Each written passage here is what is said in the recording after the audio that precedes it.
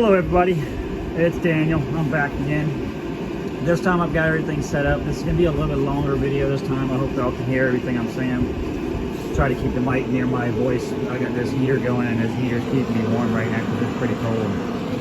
But anyways, so we got the FarDriver hooked up from my last video. I've got the motor, the MG160A motor is hooked up now.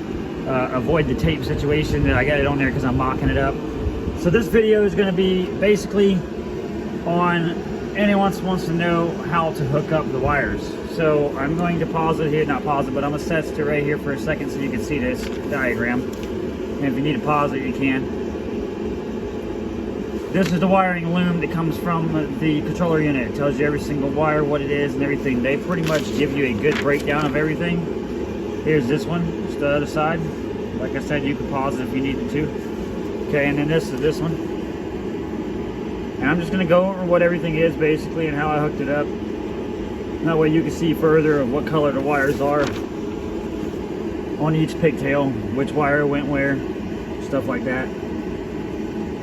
Okay, now let's get to it. So anyways, alright, we're going to go with the controller unit first. Okay, on the controller unit, one second, let me get this out of the way. Okay, so on the controller unit, you got a negative and you got a positive.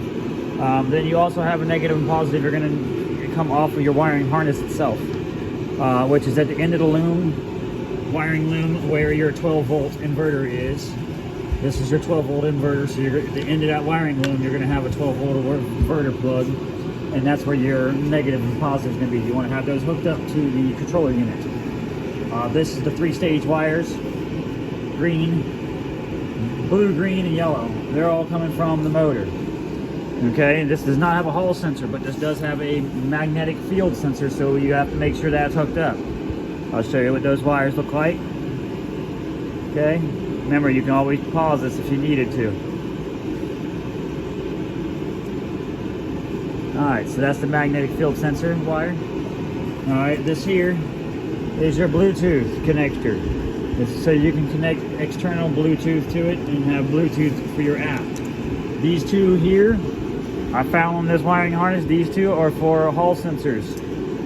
Not needed in this moment, so those ain't being hooked up. The gray wire, I don't need to hook that gray wire up. The gray wire was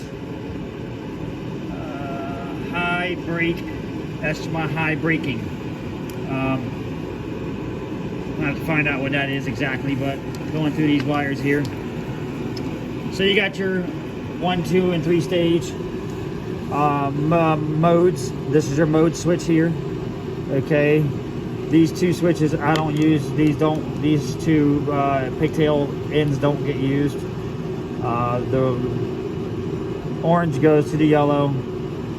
Normally, I'm going to say normally on most of these FarDrivers, this one is not yellow, and it's not yellow and green. Normally this one is a blue wire, blue and white, but on this one for some reason it was a yellow and a green, which connects to your purple. That's your illuminant for your lights and everything in your dashboard. This here is your speed control. You want to have your speed control, your black, green, and red. Black, green, and red. That's your speed control. That's your speed going into your controller. Basically, when you have your throttle at a certain position, it's going to say, hey, okay, I'm at that position. I'm at this position. I'm at that position. So just so you know, that's what that's for. That's what those wires are there for. So if you ain't getting no throttle, make sure these wires are hooked up. All right, moving on. Talk about the gray wire. Yep. Remember, you can pause this at any time if you need to, so you can see these wires. This is your... Typically, every single one of these looms, they come with this here. Now, a lot of people build their own wiring looms, wiring harness, whatever you want to call it. A lot of people build their own. The guy I purchased mine from eBay, New Tune or whatever. I can't remember the exact name for it, but I've gotten in other videos. But anyways, they sent me a video of everything running. So just like I'm showing you a video now, they have sent me a video of everything running and on and working, and that way I can diagnose any situations I need once I get it. So this is basically what this is for, so y'all can know what wire goes to where. Okay, so the wiring loom wiring harness comes around. As you can see, it's this one right here. Comes around and goes over. Here's this. Okay, so I got the square unit. I got the square one. This gives you the night and day, which I'll show you what the night and day is once I turn it on. It also gives you the ability to have a USB port in it if you wanted to have music stored to it. And the reason why I say music, because this particular display, it has a antenna FM radio. That's what this wire here is that's wrapped around there. That's your antenna wire. Then you also have a built-in radio frequency in here, so you can basically hook up your Bluetooth to it. You can play your music through it. You can even hook up speakers to it. So a few of these wires, I don't remember exactly which wire it was, but a few of these wires that come out of this harness is actually speaker wire. Yeah. So that way you can hook speakers to this unit and have radio. Okay, moving on. This is your flasher. This is your pink, gray, and black. This is your flasher switch. You want to put that in if you're going to be using blinkers. Your color codes here, I know the yellow is not on the same size as the red, and the red is not the same size as the red. It doesn't matter because this is just a switch. So either way, it's going to cut it on or off. It's just making a connection. It's a loop connection is what this is, because it's a 2-wire. I did not wire it that way, if you know, or it wouldn't be like that. It's the manufacturer that wired it that way. I'm guessing because they messed up when they did the wiring loom, where the other two ends of those, they ran them differently. But anyways, moving on, we got the throttle. So this is the throttle cable here. On the end of the throttle cable, you have a blue normally and a funky shaped one. These are very easy to match up, pretty much. You just got to make sure that you have the things correctly in it. The way I did, like I said, they come with all the directions, so you'll be able to see all those directions and what those are and where those are. What I like to do is I like to look closely at these wiring ends, so I know which one of those I need to plug in. And that's how I looked here and I looked there, and I was like, oh, okay. It's pretty simple to plug in. So it's pretty self-explanatory if you have any common sense with it, which I'm sure a lot of you out there do. I'm not saying anything, but yeah. These are pretty self-explanatory when it is to hook them up, because they already give you a wiring diagram and they give you a colored wire diagram, so you can just match the colors up and make sure you get everything.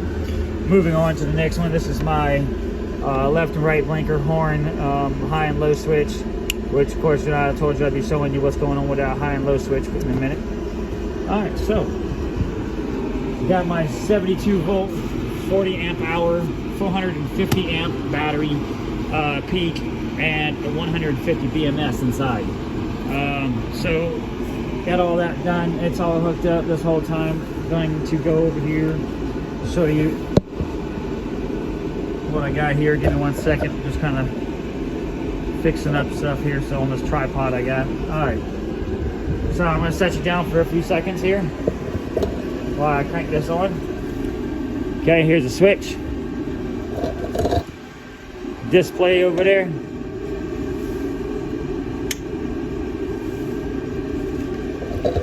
Display's coming on. It says ready. You see that green at the top, ready? That means it's ready to go. That means I wired everything up correctly, everything's working, and everything's good. Now this is a Bluetooth, so you can get the app and go through the Bluetooth. Alright, so I wanted to show you what I was talking about, the night mode. The reason why I specifically wanted this one compared to the other one, this one gives me daytime so I can see.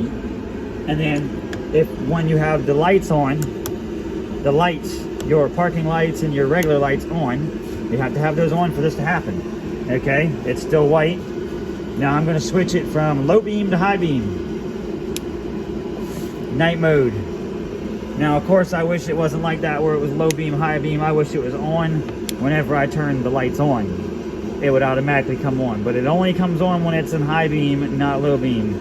So just to let you know, you have to run in high beam in order to do it. So what I set it up as, I set my quads up to where I have no high beam and I have my light that stays on. So when I flip this on, my light stays on, but there's no high beam. That way I'm not blinding people who are running high beams, just to have it on that mode there.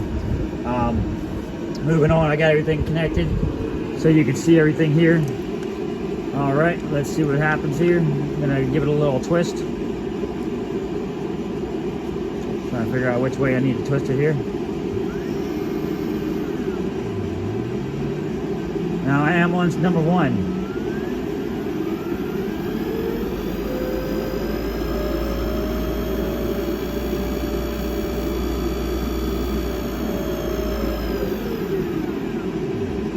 Okay, I'm going to switch it to number 2. I might have to go over there and hold that thing. I'm going to try to do this real easy.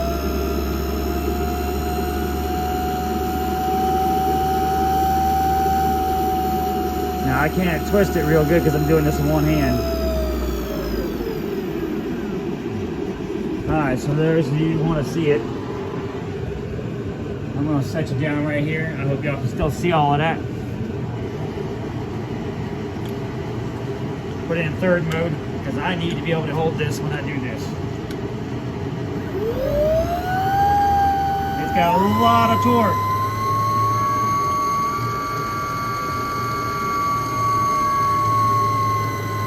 That says 154, 160 kilometers. It is in kilometers. Just so y'all know, that screen is in kilometers. I will be going into this settings under this, and I'll be switching it from kilometers to miles per hour. Just so you see a little closer here. That is in kilometers, not miles per hour. So when you see 150 kilometers, that was 150. Do the math, I think 120 kilometers is 80 miles an hour, maybe something like that. I don't remember, but it's still this motor should be equivalent to be able to go 100 miles an hour depending on what sprocket I have on it. I'm going to be using it as a drag racing quad to see how fast I can get it going. Eventually I'll be stepping up with a bigger controller unit possibly in the future, probably even a bigger battery system. Motor can handle a lot. So I'll be keeping the motor, but I'll be upgrading things in the future if I want to. I don't know if I'm going to even need to. But I'm just going to go over everything one more time. I'm not going to talk. I'm just going to go slowly over everything so that way y'all can see how things were wired. And if you need to pause it, you will be able to pause it. One more time.